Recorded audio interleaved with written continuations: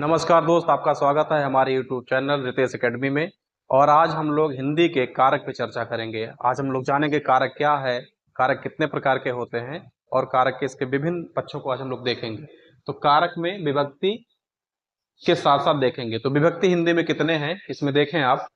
प्रथमा, द्वितीया, तृतीया, चतुर्थी, पंचमी, षष्ठी, सप्तमी। ठीक है, संबोधन भी है। चलिए इसमें इसकी परिभाषा सबसे पहले देख लेते हैं। संस्कृत में कहते हैं क्रिया जनकत्वम कारकत्वम, या हिंदी में आप देखो किसी भी क्रिया के संपन्न होने में सहायता करने वाले तत्व कारक कहलाते हैं। किसी भी क्रिया के संपन्न होने में, अगर कोई क्रिया संपन्न होने में जो सहायता करेगा वह तत्व क्या कहलाएगा? कारक। हिंदी में कारकों की संख्या कितनी है? 8 है। हिंदी में कारकों की संख्या 8 है। परिभाषा है किसी क्रिया के संपन्न होने में सहायता करने वाले तत्व कारक कहलाएंगे। विभक्ति या परसर में देखो, संज्ञा या सर्वनाम के आगे कारक को प्रकट करने के लिए जो चिन्ह लगाते हैं उन्हें विभक्ति कहते हैं। तो प्रथमा विभक्ति में कौन सा है? कर्ता कारक है, और उसकी जो चिन्ह है क्या है? ने है, इससे पहचानते हैं हम। द्वितीया कर्म है, और कर्म को ऐसा पढ़ता भी है, कर्ता ने कर्म को करण से के द्वारा संप्रदान को, या फिर जिसके लिए भी हो। संप्रदान का मतलब जिसके लिए किया जाए। अपादान का मतलब, अपादान में देखिए से अलग होने के अर्थ में, जब कभी अलग होने का अर्थ हम लेते हैं तो वहां पे अपादान। अपादान मतलब पंचमी। अपादान का मतलब से अलग होने की दशा में पंचमी विभक्ति। और षष्ठी में क्या है? संबंध। तो संबंध दिखाएंगे, ठीक है, किसी से, ये उनकी किताब है, उस बच्चे की मेज है नहीं, ये इसमें क्या है? ये षष्ठी संबंध, का, की, के, रा, री, रे, नानी, ने। ठीक है, इसी प्रकार से सप्तमी में अधिकरण में पर, और संबोधन में हे, अरे, ओह, अहो, आजी है, इस तरीके से संबोधन में। तो अब हम लोग एक एक करके सबके विस्तार से सभी को देखेंगे, एक एक पे चर्चा करेंगे। अब हम सबसे पहले देखेंगे कर्ता कारक। ठीक है, चलिए देखते हैं कर्ता कारक क्या है। कर्ता, कर्ता कारक, कर्ता का अर्थ होता है करने वाला। जो किसी कार्य को क्या करे? करे, या उसका निष्पादन करे, वो कर्ता कारक होता है। जो क्रिया को करता है वही कर्ता कारक होता है। ठीक है, तो इसमें उदाहरण में देखेंगे, राम खेल रहा है। तो इसमें खेल कौन रहा है? काम कौन कर रहा है? राम। राम, राम खेल रहा है, तो इसमें राम क्या हो गया? राम कर्ता कारक है। बच्चा खेल रहा है, तो बच्चा क्या हो गया? बच्चा कर्ता कारक है। शिक्षक पढ़ा रहे, कौन पढ़ा रहा है? शिक्षक पढ़ा रहे हैं, तो शिक्षक क्या हो गए? कर्ता कारक हो गए। किसान खेत जोतता है, तो कौन खेत जोतता है? किसान खेत जोतता है, तो किसान क्या हो गए? किसान हो गए कर्ता कारक।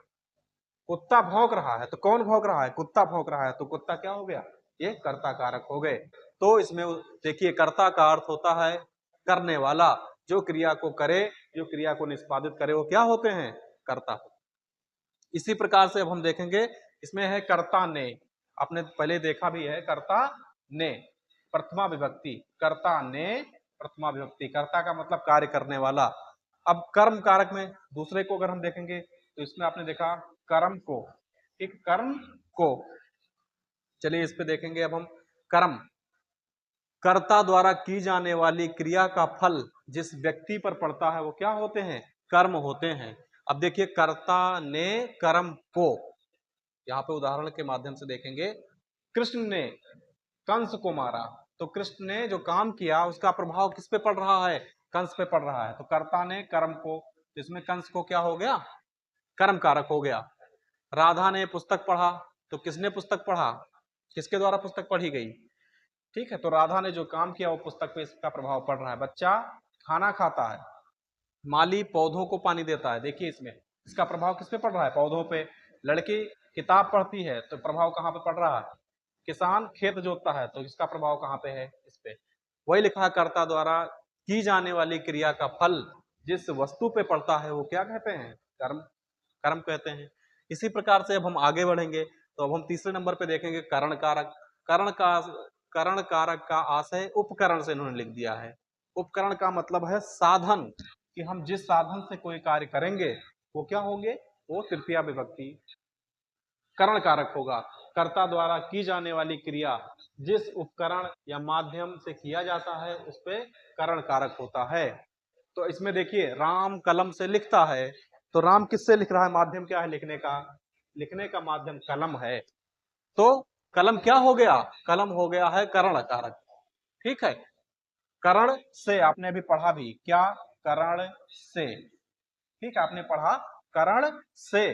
तो राम किससे लिखता है? राम कलम से लिखता है। सोहन वायुयान के द्वारा आगरा गया।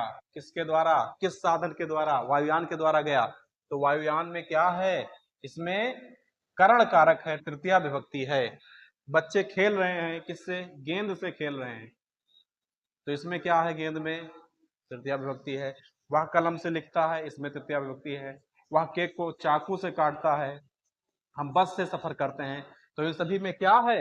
इन सभी में तृतीया विभक्ति का प्रयोग हुआ। तृतीया विभक्ति का मतलब करण कारक। चलिए आगे प्रश्न को हम लोग अब देखेंगे। संप्रदान प्रश्न नहीं है, ये थ्योरी है। संप्रदान कारक में जिसके लिए कुछ किया जाए या जिसको कुछ दिया जाए या जिसको कुछ दान दिया जाए या कुछ दिया जाए तो उसमें क्या है? संप्रदान, प्रदान किया जाए। संप्रदान का मतलब प्रदान किया जाए, इसे आप ठीक से समझिए। इसमें चतुर्थी विभक्ति का प्रयोग होगा। किसका? चतुर्थी विभक्ति। चतुर्थी विभक्ति का प्रयोग संप्रदान कारक। संप्रदान का मतलब दान या किसी के लिए कुछ किया जाए, किसी को कुछ दिया जाए। कर्ता ने कर्म को करण से, संप्रदान में क्या था? के लिए। अगर किसी के लिए इसमें कुछ किया जाएगा तो उसमें संप्रदान होगा। नेता ने गरीबों को कंबल बांटे। तो नेता तो इसमें कर्ता है और हमको देखना है संप्रदान। तो नेताजी किसी के लिए क्या कर रहे हैं? किसको कंबल बांट रहे हैं? गरीबों को बांट रहे हैं, गरीबों को दान कर रहे हैं। भिखारी को भोजन दिया। तो भिखारी को, तो भिखारी क्या हो गया? संप्रदान। बच्चों को किताब दो, गरीबों को भोजन दो, मेहमानों को मिठाई खिलाओ, अध्यापक ने छात्रों को पुरस्कार दिया। तो इन सभी में क्या? संप्रदान कारक होंगे। अब हम लोग अगले कारक की तरफ देखें तो इसमें अपादान कारक है। संज्ञा के जिस रूप से अलग होने का अर्थ होता है वहां पे पंचमी विभक्ति यानी अपादान कारक होता है। संज्ञा के जिस रूप से अलग होने का ज्ञान हो वहां पे अपादान कारक होगा। अपादान में देखिए, अलग होना, निकल जाना या डर जाना, भय हो जाना या तुलना करना, लज्जित होना, इन सभी में भी इसका बोध होता है। अब हम कुछ उदाहरणों को देखेंगे। पेड़ से सेब गिरा। पेड़ से सेब गिरा, कहां से गिरा? पेड़ से।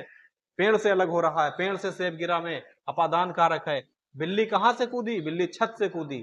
तो बिल्ली तो कूद के अलग हो गई, छत में क्या हो गया? छत से। इसमें अपादान कारक। हिमालय से गंगा निकलती है तो हिमालय में क्या? अपादान कारक। पेड़ से पत्ते गिरते हैं तो पेड़ में अपादान कारक। वह छत से कूदा तो छत में अपादान कारक। वह बच्चा माँ से दूर भाग गया। किससे दूर भाग गया? माँ से अलग हो गया तो माँ में क्या? अपादान कारक। समझ गए? जहां पर अलग होने का अर्थ होगा, किसी के डरने का अर्थ होगा, तुलना करने का अर्थ होगा, यहां सब में पंचमी विभक्ति यानी अपादान कारक होगा। संबंध कारक में आपने देखा ही है, षष्ठी विभक्ति और का, की, के। इस प्रकार से संज्ञा सर्वनाम के जिस रूप से एक वस्तु का दूसरी वस्तु से संबंध हो उससे संबंध कहते हैं, संबंध कारक कहते हैं। सीतापुर मोहन का गांव है तो मोहन का संबंध कहां से? सीतापुर से। तो इसमें मोहन का संबंध किससे है? सीतापुर से है। इसमें संबंध कारक है। यह गोपाल की गाय है। किसकी गाय है? गोपाल की। तो इसमें गोपाल में क्या? गोपाल की गाय में क्या? संबंध कारक। राम की किताब। राम की किताब, ठीक है, राम के पास है। इन सभी में क्या है? इन सब में संबंध कारक है। अधिकरण कारक को हम लोग देख लेंगे। संज्ञा या सर्वनाम के जिस रूप से क्रिया के आधार, समय, स्थान का ज्ञान हो उसको क्या कहते हैं? अधिकरण कारक कहते हैं। में पर इत्यादि। में पर इसका चिन्ह है तो हरि कहाँ है? हरि घर में है, यहाँ पे अधिकरण कारक। पुस्तक कहाँ पर है? पुस्तक मेज पर है। बच्चे कहाँ खेल रहे हैं? बच्चे मैदान में खेल रहे हैं। किताब मेज पर है। बर्तन में पानी भरा हुआ है, पानी बर्तन में भरा हुआ है। वह अपने कमरे में सो रहा है। इन सभी जगहों पे क्या है? अधिकरण कारक है।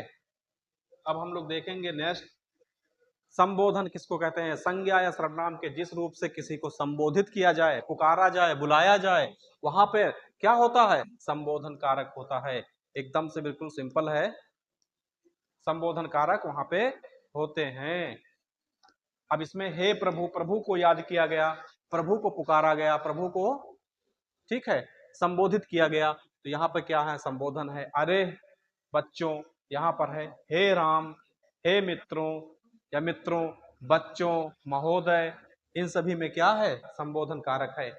यह कारक की क्लास हो सकता है आप लोगों को समझ में आया हो। और आज के लिए इतना ही। आगे हम हिंदी के अगले टॉपिक पर फिर से चर्चा करेंगे। तब तक के लिए आज बस इतना ही।